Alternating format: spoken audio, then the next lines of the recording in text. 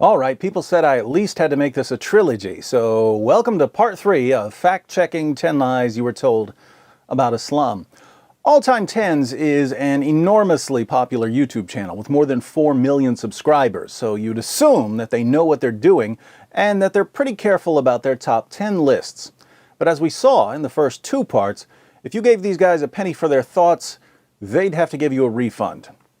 Listen to this All Time Tens narrator respond to the claim that ISIS represents Islam.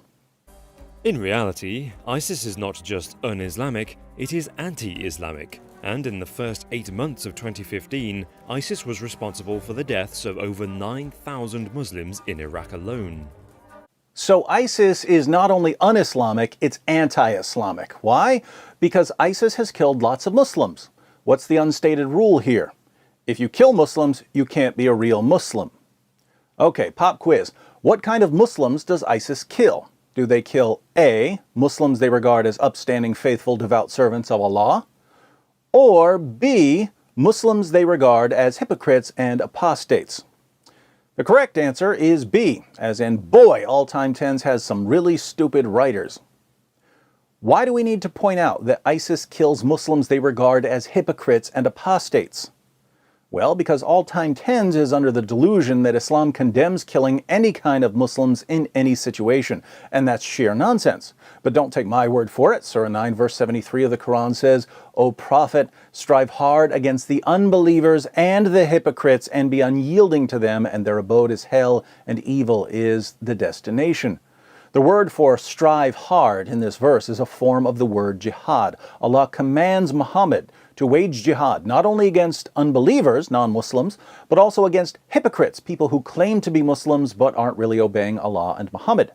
Can you think of any groups that are waging jihad against unbelievers and hypocrites and are unyielding to them?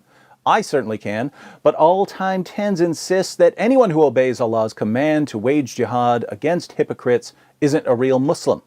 What about apostates? In Sahih al-Bukhari 69:22, Muhammad proclaims, "Whoever changed his Islamic religion, kill him."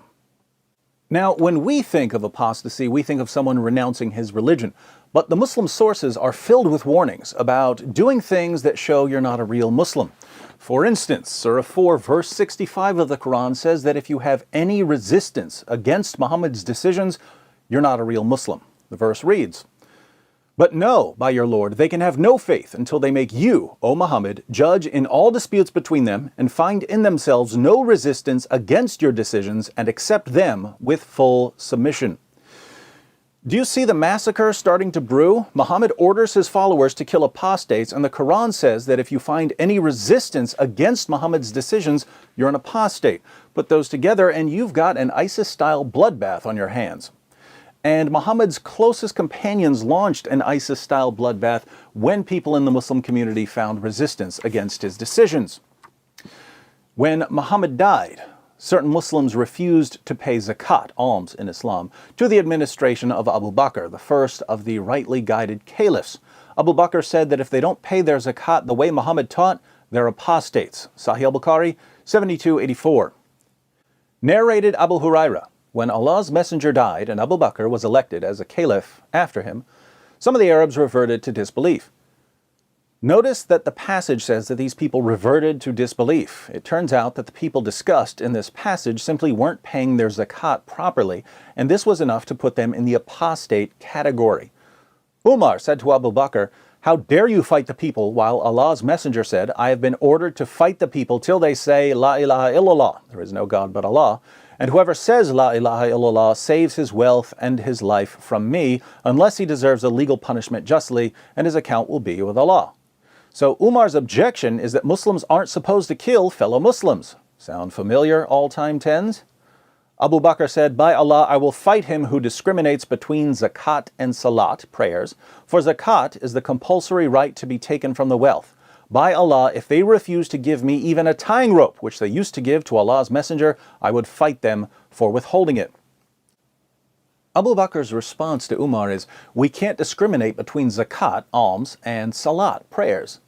In other words, if someone stops praying the 5 daily prayers, we recognize that he's no longer a Muslim, but the same prophet who told us to pray also told us to pay zakat. So if someone refuses to pay zakat, he's an apostate, and even though we're not supposed to kill good Muslims, we are supposed to kill apostates.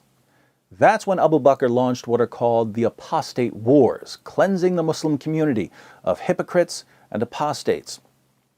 Can you think of any Muslim groups today who are trying to cleanse their lands of hypocrites and apostates? I can, and it's no coincidence that the leader of the most familiar of these groups gave himself the name Abu Bakr al-Baghdadi, the Abu Bakr of Baghdad. So Abu Bakr killed Muslims he regarded as hypocrites and apostates, but the violence in the early Muslim community didn't stop there. Never stopped. Abu Bakr's daughter Aisha, famous for being Muhammad's child bride, eventually led an army against Ali, the fourth of the rightly guided caliphs. Their armies clashed at what's known as the Battle of the Camel. Now think about this. Muhammad gave Aisha the title Mother of the Faithful. Muhammad gave Ali the title Commander of the Faithful. The Mother of the Faithful led an army against the Commander of the Faithful, and around 10,000 Muslims died in bloody combat. Perhaps all-time tens will try to convince us that Abu Bakr and Aisha and that entire first generation of Muslims weren't really Muslims. But what does Muhammad say? Sahih Muslim, 6470. The Messenger of Allah was asked, "Which of the people are best?" He said, "My generation, then those who come after them, then those who come after them." Sahih Muslim 6478. A man asked the Prophet, "Which people are best?" He said, "The generation to whom I was sent, then the second, then the third."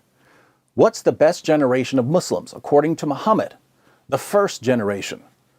But the first generation of Muslims almost annihilated itself by butchering one another as hypocrites and apostates. And yet the brilliant scholars of Islam over at All Time Tens, along with politicians and reporters around the world, tell us that ISIS isn't Islamic because ISIS kills Muslims whom they happen to regard as hypocrites and apostates.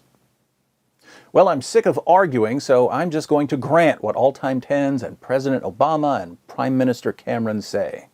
If you kill Muslims of any kind, you're not a Muslim. But let's follow this claim through to the logical conclusion. The first generation of Muslims killed Muslims, so the first generation of Muslims weren't really Muslims. And Muhammad said that those Muslims were the best Muslims ever. If the best Muslims ever weren't even Muslims, then there are no Muslims and Islam is a dead religion. So, in their effort to rescue Islam from criticism, All Time Tens ends up obliterating Islam and insulting all Muslims. Great job, All Time Tens. Remind me never to get on your good side.